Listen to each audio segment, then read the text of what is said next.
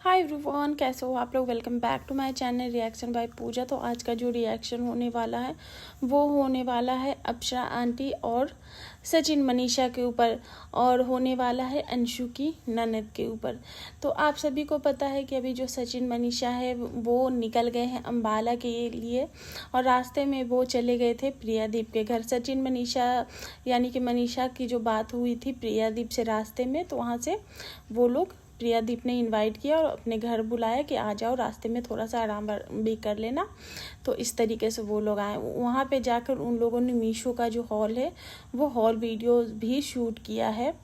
And जो मनीषा है प्रियादीप के घर जाते ही बहुत ही बुरी तरीके से हो गई है ट्रोलिंग का कारण ये था कि आप लोगों ने देखा होगा कि वहाँ पर प्रियादीप ने एक थंबनेल लगा था जहाँ पे प्रियादीप की सारी साड़ियाँ जो थी वो ऑर्गेनाइज तरीके से सब कुछ रखी हुई थी। पूरी जो एक वार्डरोब थी पूरी भरी पड़ी थी साड़ियों से, और एक एक जो ड्रेसेस है, एक एक जो कपड़े हैं वो सारे ऑर्गेनाइज तरीके से रखे हुए थे, जिसे देखकर मनीषा ने भी बोला कि वाह कितने अच्छे तरीके से रखती है, एक एक चीज़ से ये रख कैसे लेती हैं ऐसे।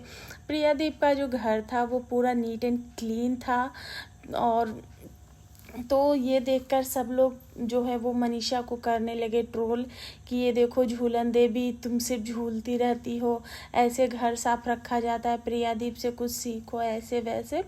तो मनीषा को बहुत ज़्यादा ट्रोल किया जाता है।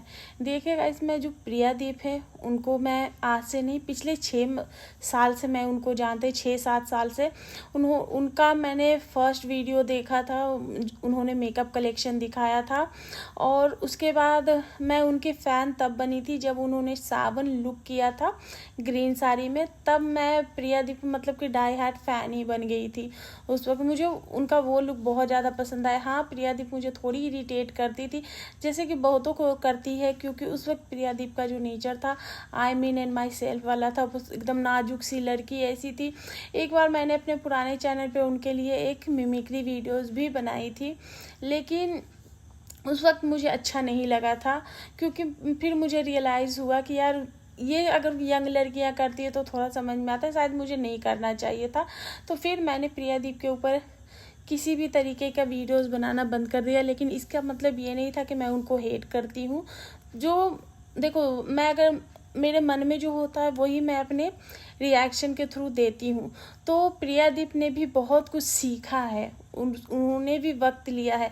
प्रियादीप के घर में हमेशा से हाउस हेल्पर जो है वो रही है, वो खुद से उतना कुछ नहीं कर पाती, क्योंकि यूट्यूब के भी बहुत सारे काम होते हैं अगर आप टेक्निकल कामों में लगते हो।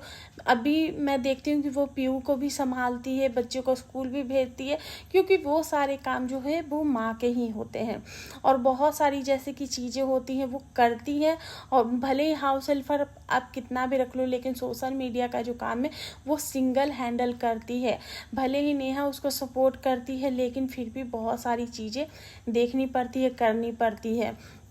और ये जो आप लोग मीशो का जो हॉल वगैरह देखते हो वो दिखने में आसान होता है, पर पूरा मेकअप करके बार बार ड्रेसेस चेंज करना, मतलब पूरा घर उस वक्त फैल जाता है। तो मेहनत हर चीज़ में लगती है। मनीषा उतने ऑर्गेनाइज तरीके से चीज़ें नहीं रख पाती, लेकिन मैंने भी जब प्रियादीप का वार्डरोब देखा, क्योंकि मैं काफ़ी टाइम से प्रियादीप को फॉलो नहीं कर पा रही हूँ, तो जब मैंने देखा मैंने कहा वाह यार इसमें कितना ज़्यादा चेंज आ गया है, ये कितना ज़्यादा बदल गया। तो अब सच बताऊँ तो प्रियादीप अब ज़्यादा मुझे पहले से बहुत बेटर लगती है। अब उनके बात करने के तरीके या किसी भी चीज़ में मुझे वो पहले से मच बेटर लगती है। पहले वो खुद को एक्स्ट्रा दिखा देती थी, लेकिन अब वो रियल लगती है। तो अभी जो एक वजूद जो बोलते हैं ना कि एक वजूद पकड़, वो दिखता है प्रियादीप में। तो चलो ये तो बातें हो गई प्रियादीप की। तो मैं पहले भी उनकी फ़ैन थी, अभी भी उनकी फ़ैन हूँ, ऐसा नहीं है कि अभी मैं उनकी फ़ैन नहीं हूँ। तो अब बात कर लेते हैं, उसके बाद वो लोग गए थे क्या बोलते हैं अंकुश सक्सेना के घर, क्योंकि हम सभी को पता है कि अंकुश का जो चैनल है वो हैक हो गया है। तो सचिन ने भी बोला दुख में सुख में जाओ या ना जाओ, लेकिन दुख की घड़ी में जाना चाहिए। तो वहाँ पे सब लोग गए हैं। वहाँ पे जो मनीषा की बहन है उसने गोल्डन प्ले बटन लेकर फ़ोटोज़ भी खिंचवाई है, और सचिन ने बोला भी था कि जाते हैं देखते हैं वहाँ क्या कैसे है, एक बार चैनल के बारे में भी देखते हैं। उसके बाद अब बात कर लेते हैं। अंशु ने तो गाड़ी में ही अपनी जो एक वीडियो बनाई और उसमें माफ़ी मांग ली है, लेकिन मैं अभी भी अंशु से यही कहूँगी कि एक बार ऑफ कैमरा अपने घर वालों को मनाओ और बात करो, और अपनी ननद से खास करके बात करो कि जो चीज़ें हुई मेरे से नादानी में हो गई तो मुझे माफ़ कर दो। अगर आप मेरी वीडियो देख रहे हो तो, क्योंकि माफ़ी मांगने से कोई छोटा या बड़ा नहीं हो जाता। अब आते हैं अप्सरा आंटी के लिए। तो अप्सरा आंटी के लिए अंशु की जो ननद है उन्होंने वीडियोस बनाए थे कल, और बार बार आंटी को टारगेट कर रही थी और बोल रही थी कि आपकी बेटी की वजह से मैं अनाथ होगी, मैं जीते जी अनाथ हो गई, मैंने ऐसे मैंने वैसे, मैंने ऐसा क्या बोला कि आपने मुझे ट्रोल करवा दिया। तो ट्रोलिंग देखो किसी भी क्रिएटर के हाथ में नहीं होती। अगर किसी क्रिएटर के हाथ में होती ट्रोलिंग तो वो सबसे पहले खुद पे अप्लाई करता। और आप सभी जानते हैं कि अप्सरा आंटी यानी कि जो सचिन की मम्मी है, उनको कितना ज़्यादा ट्रोलिंग का सामना करना पड़ता है। अभी एक दिन पहले कल ही उनकी इतनी गंदी वाली ट्रोलिंग हो गई जब उन्होंने रंजना के लिए कुछ ऐसा बोल दिया था।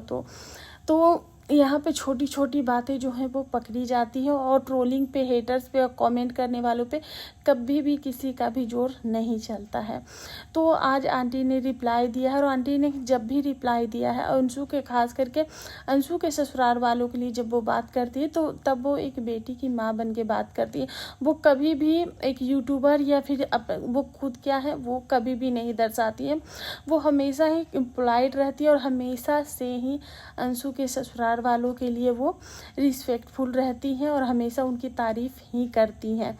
तो अंशु की जो ननद ने बोला, आंटी ने अभी भी बोला कि हाँ मैं यही कोशिश करूँगी कि अंशु को भी समझाऊं, क्योंकि वो भी नहीं चाहेंगे कि अंशु के साथ चीज़ें जो है वो ख़राब हो जाए, अंशु का जो घर परिवार है ख़राब हो जाए। वो जानती हैं कि अंशु कैसी नेचर की है और उससे गलतियां हो रही वो भी वो जानती हैं, क्योंकि वो खुद दो बहुओं की सास हैं। तो और उनको भी पता है कि जब बहुएं नहीं करती हैं, नहीं सुनती है तो कैसा फील होता है।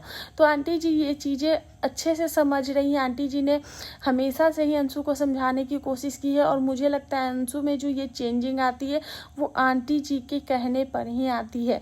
लेकिन उसने कभी किया नहीं है तो फिर बीच बीच में उसका जो है वो शुरू हो जाता है। तो आंटी जी ने आज भी रिप्लाई दिया और वो काफ़ी अच्छे से रिप्लाई दिया है।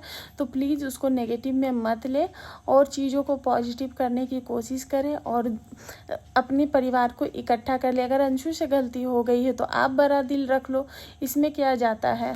आंटी जी ने अंशु के ननद के कुछ सवालों के जवाब दिए। जैसे उन्होंने बोला था कि आंटी जी आपके पास, आपने तो वीडियोस बना दी, आपके पास तो मेरा नंबर मिल जाता तो आप कॉल कर सकती थी, और मैं भी चाहती तो मुझे भी आपका नंबर मिल जाता। तो आंटी ने यही बोला कि तो फिर आपने नंबर लेके क्यों नहीं कॉल किया, आपने वीडियोस बनाना क्यों ज़रूरी समझा है। तो आंटी जी ने आज वीडियोस में ही जवाब दिए हैं। एंड उसके बाद देखते हैं कि कल क्या अंशु की जो ननद है उनका रिप्लाई आता है या नहीं। एंड उसके बाद जो चीज़ें हुई हैं आंटी जी ने बहुत ही प्यार से समझाया है सारी चीज़ों को, और अपने बात रखी है, बोला है कि आप मेरे पिछले वीडियो जो है वो आप देखिए कि कैसे क्या होता है। जो मैंने ऐसा कुछ भी नहीं बोला है कि आपको बुरा लग जाए। और बात रही जो कमेंट करने वाले, तो उस पर किसी का जोर नहीं है। मैं खुद हॉस्टल चलाती हूँ, स्कूल चलाती हूँ, तो मेरी क्या रेपुटेशन है वो सबको पता है कि मेरी क्या रेपुटेशन है। उसके बावजूद मुझे इतना कुछ सुनने को मिलता है, तो मैं क्या करूं। अब यहाँ हूँ क्योंकि मैं भी 4-5 साल से सोशल मीडिया पे हूँ, और एक दिन भी अगर मेरा वीडियो नहीं जाता, एक भी वीडियो मिस हो जाता, तो मेरे जो चाहने वाले वो मुझे याद करने लगते, वो मुझे कमेंट करने लगते, तो मुझे वीडियो के लिए मुझे वापस आना पड़ता है।